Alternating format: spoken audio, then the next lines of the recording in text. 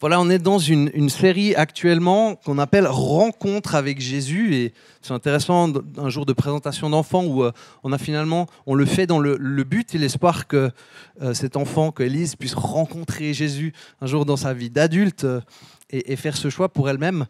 Et dans cette série, on regarde finalement comment les différentes personnes sur le chemin de Jésus ont fait sa rencontre.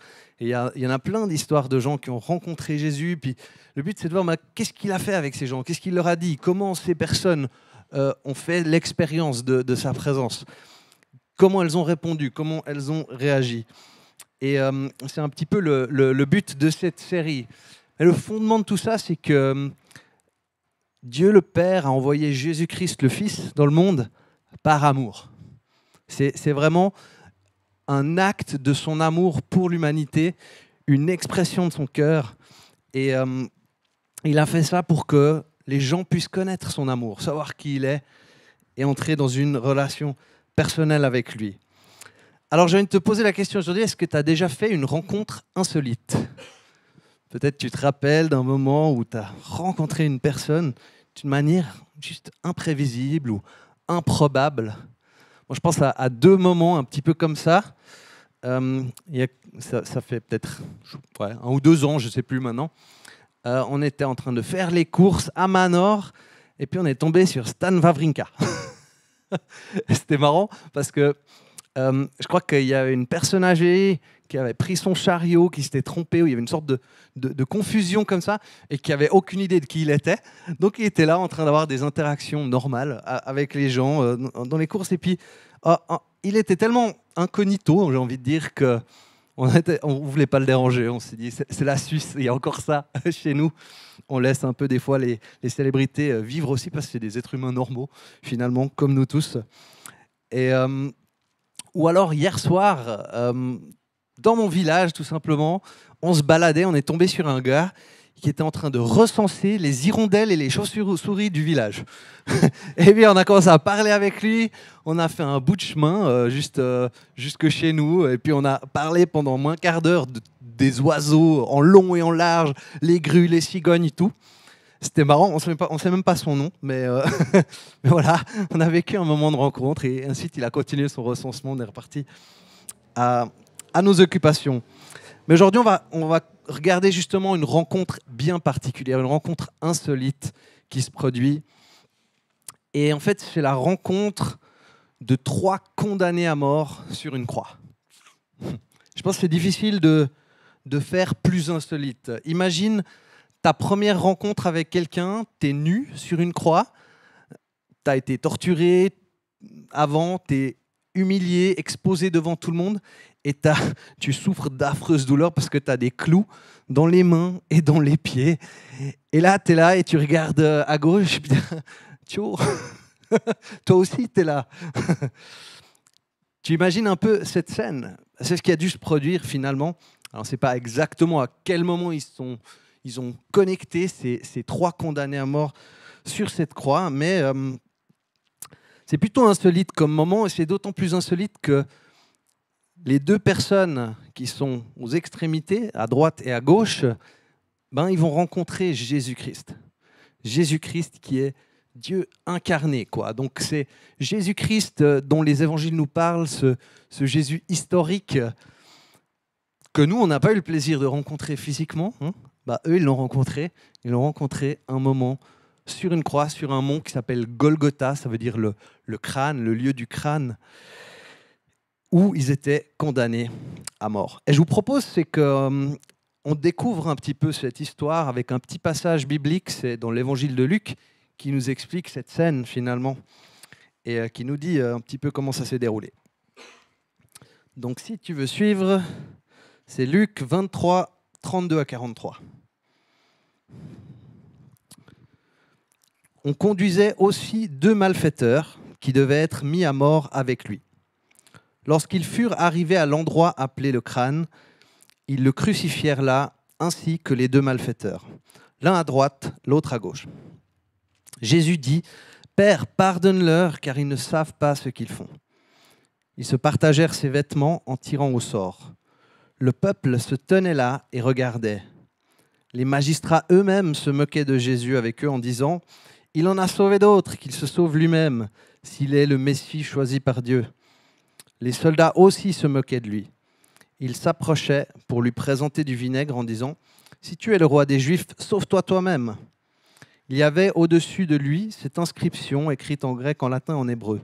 « Celui-ci est le roi des Juifs. » L'un des malfaiteurs crucifiés avec lui l'insultait en disant « Si tu es le Messie, sauve-toi toi-même et nous avec toi. » Mais l'autre le reprenait et disait « N'as-tu aucune crainte de Dieu, toi qui subis la même condamnation ?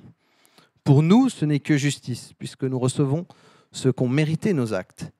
Mais celui-ci n'a rien fait de mal. » Et il dit à Jésus « Seigneur, souviens-toi de moi quand tu viendras régner. » Jésus lui répondit « Je te le dis en vérité, aujourd'hui, tu seras avec moi dans le paradis. » Waouh! Quelle histoire! C'est vraiment intéressant de voir tout ce qui se passe autour de ce moment de la crucifixion de Jésus. Et il y a des gens qui demandent le miracle, mais finalement, ils le demandent pas sincèrement. C'est une moquerie. Et aussi, ils le demandent vraiment selon leurs propres termes.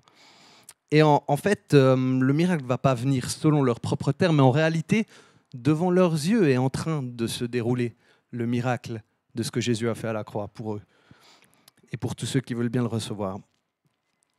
Et donc, la réponse d'un des malfaiteurs est vraiment intéressante. Il dit « N'as-tu aucune crainte de Dieu ?» C'est intéressant que dans sa vie, il a ce concept du respect du Créateur, de celui qui l'a fait, qui a créé ce monde. Et s'il dit ça, « N'as-tu aucune crainte de Dieu ?» en réponse à celui qui insulte Jésus, ça veut dire qu'il voit quelque chose de l'ordre de Dieu en Jésus. Hein? Il voit sa divinité. Et c'est intéressant de voir qu'ailleurs dans la Bible, on lit sur cette question de la crainte de Dieu. Il nous dit la crainte de Dieu, c'est le commencement de la sagesse. Hein? Et puis il va continuer en disant « Pour nous, ce n'est que justice. » Donc voilà, on est là, on a commis des crimes, on est sur cette croix, on est condamné à mort, c'est normal. Mais celui-ci n'a rien fait de mal. Pour nous, ce n'est que justice, mais celui-ci n'a rien fait de mal. Et en fait, ce qu'il est en train de faire avec ces deux déclarations, c'est il reconnaît sa propre culpabilité, son propre péché finalement dans sa vie, et en même temps, il reconnaît l'innocence de Jésus-Christ qui est en train d'être crucifié. Il reconnaît sa perfection. Et puis il continue en disant, il dit à Jésus, « Souviens-toi de moi quand tu viendras régner. » C'est quand même curieux comme phrase qu'on dit à quelqu'un à ce moment-là. Il y a beaucoup de choses qui sont sous-entendues là, donc qui sont impliquées par cette déclaration. Il reconnaît que Jésus va régner. Il a parlé de la crainte de Dieu, donc il a reconnu la divinité de Jésus-Christ, qu'il est Dieu incarné.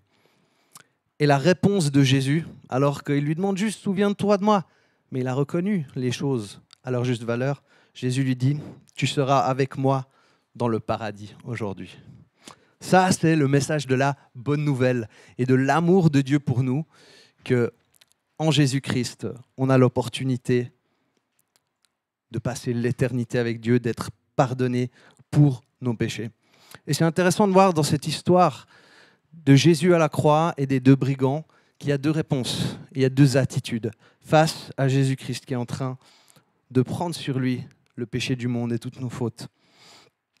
L'autre demande avec mépris un miracle. Ce n'est pas une confession de foi. Mais le premier, il confesse son propre péché, la perfection de Jésus-Christ et son autorité, sa divinité de régner éternellement. Et ça, c'est la question qui se pose à nous, en fait, aujourd'hui, avec cette histoire. C'est lequel des deux brigands es-tu ? Parce que ce qui est sûr, c'est que tu n'es pas Jésus. Alors, j'ai mes deux petits cartons aujourd'hui, tu vois. Je ne sais pas lequel était à droite, à gauche, mais on va y aller comme ça. Tac. Donc, il y en a un qui a répondu avec une forme de crainte de Dieu, une sorte de confession de foi, un respect de qui était Jésus, de reconnaître sa divinité et son autorité. L'autre l'a insulté et méprisé, demandé un miracle. selon ses propres termes, mais pas avec une attitude de foi. Lequel des deux est-ce qu'on va être? On peut que être l'un ou l'autre, en fait, de ces deux personnages. Parce que Jésus nous dit dans l'Écriture qu'il est la pierre contre laquelle on se brise volontairement, celui-là, ou qui nous écrasera.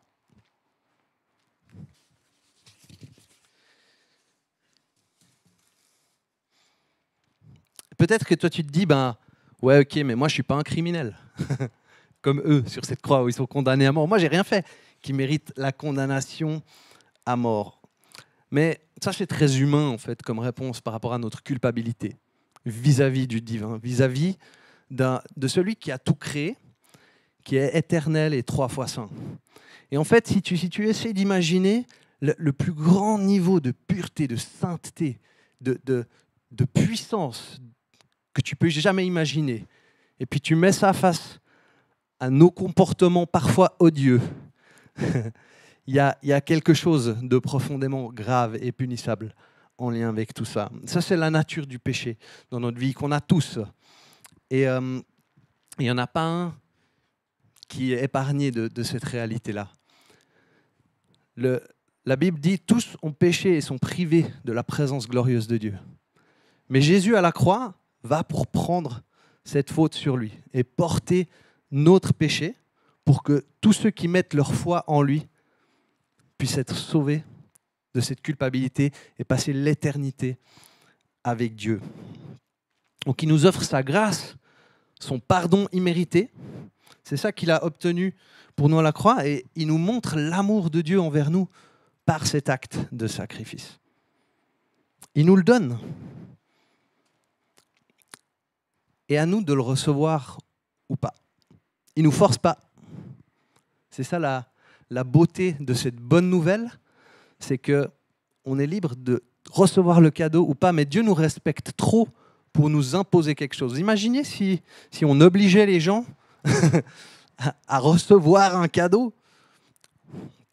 Généralement, ils l'acceptent au moins par politesse. Mais là, on n'est pas dans ce cas de figure, on est dans un cas où on l'accepte parce qu'on se rend compte qu'il n'y a pas d'autre chemin pour notre salut et parce qu'on a besoin de ce pardon. Et on l'accepte pleinement en reconnaissant notre pauvreté spirituelle et la divinité de Christ. Ou alors, on peut rester dans notre condition et un jour devoir rendre des comptes pour notre culpabilité, comme un condamné à mort.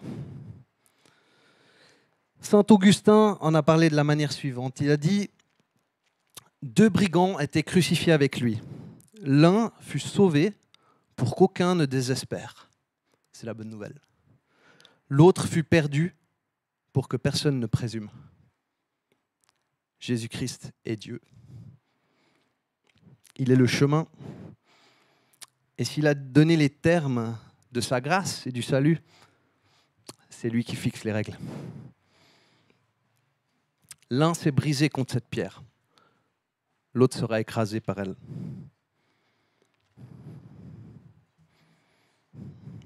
Et c'est intéressant de voir que dans un autre évangile, on voit que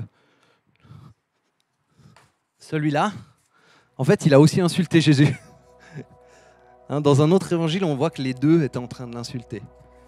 Et je pense qu'une manière pour ces textes de s'harmoniser, c'est qu'ils ont passé des heures sur cette croix. Et au contact de Jésus, ils ont eu le temps, en fait, de faire du chemin. Et à un moment donné, il a dû prendre conscience de ce qui était en train de se dérouler spirituellement à ce moment-là, de qui était Jésus-Christ, de son innocence, de son propre besoin d'être sauvé. Et on a ensuite ce témoignage de sa confession de foi qu'il fait avec ce qu'il a saisi dans ce moment-là. Personnellement, j'ai eu l'occasion de me positionner sur Jésus à un moment donné, dans une célébration à Genève. Et j'ai eu la conviction que ce message de la croix, de l'évangile était vrai. J'ai eu la conviction que ça tenait la route. J'ai pris la décision de mettre ma foi en lui. Je ne voyais pas d'autres possibilités. Aucune de mes bonnes œuvres ne pourrait compenser tout le mal que j'ai fait et ma culpabilité devant Dieu. Et j'ai mis ma foi en lui, j'ai reçu ce pardon imméritée, cette grâce pour ma vie. Et là a commencé une aventure merveilleuse d'une relation avec Dieu. Et de vivre non pas sur la base de ma propre justice, mais de la sienne qu'il m'offre, qu'il m'a donnée. Et ça pose la question de combien de temps il nous reste pour positionner notre cœur. Hein? On ne sait pas combien de temps on va encore vivre. Et on a des moments où on a une opportunité de se positionner comme l'un ou l'autre de ces brigands sur cette croix. Et j'ai envie de te dire, Jésus s'offre à toi aujourd'hui. Est-ce que tu veux bien le recevoir, mettre ta foi en lui, voir cette culpabilité de toutes les choses peut-être que tu sais que tu as fait, qui étaient pendantes, la voir s'envoler, disparaître, clouée à cette croix avec lui. Ça, c'est un cadeau qu'on reçoit par la foi, en mettant notre foi en lui. Tout comme ce brigand qui a fait une confession de foi. Et comme le brigand, tu peux rien faire pour mériter cette grâce, ce pardon. Il n'a rien fait, hein, il était là, sur la croix. Il a juste reconnu son état et le cadeau que Dieu lui offrait. Et il a répondu à ce cadeau pour recevoir sa grâce et son amour. J'ai envie de te dire Jean 3,16 encore, ce verset connu sur l'évangile qui dit « Car Dieu a tant aimé le monde, nous, qu'il a envoyé son Fils unique, afin que quiconque croit en lui ne périsse pas, mais ait la vie éternelle. » Voilà le cadeau de Jésus à la croix pour toi. Voilà la bonne nouvelle de l'évangile.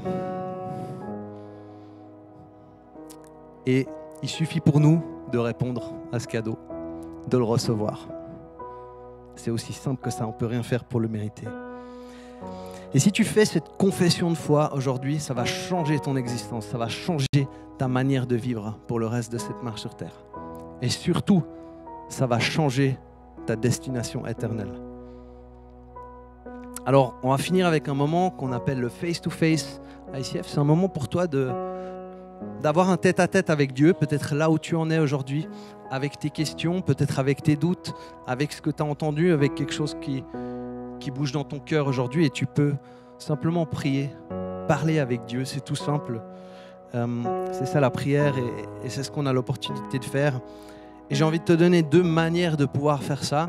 La première, c'est l'opportunité de faire ta propre confession de foi, selon le modèle du brigand, de celui qui a cru en Jésus. Il a reconnu son état, sa condition de pécheur, il a reconnu la perfection de Jésus-Christ, il a reconnu sa divinité, son autorité, qu'il est Dieu et il régnait. Avec tes mots, tu peux le faire tout simplement. Dieu est à l'écoute et il est là, il s'offre à tous ceux qui veulent.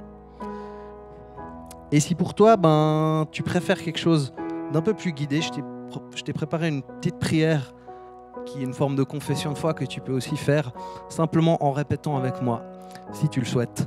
C'est libre, tu peux le faire à voix basse, à voix haute, sens-toi libre, dans ta tête même. Alors, on est dans ce moment et c'est pas tout le temps qu'on a l'occasion d'un tête-à-tête comme ça, de penser à celui qui nous a fait. Alors profite de cet instant et si tu veux, fais la prière à ta sauce avec la première version et maintenant je vais faire l'autre version que tu peux répéter avec moi si tu le souhaites.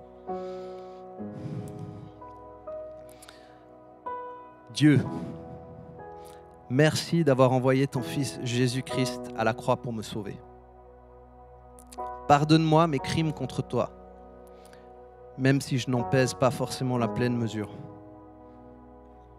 Merci que Jésus, qui est sans péché, a porté mon péché à la croix pour me réconcilier avec toi, me pardonner toutes mes fautes et me libérer de toute culpabilité. Je reçois ce cadeau inestimable pour ma vie maintenant. Merci pour la vie nouvelle que je peux vivre dans la foi en Jésus-Christ et l'éternité que je passerai avec toi au paradis. Au nom de Jésus.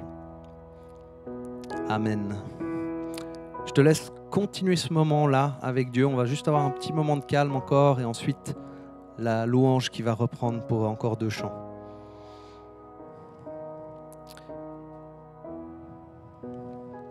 Sois béni.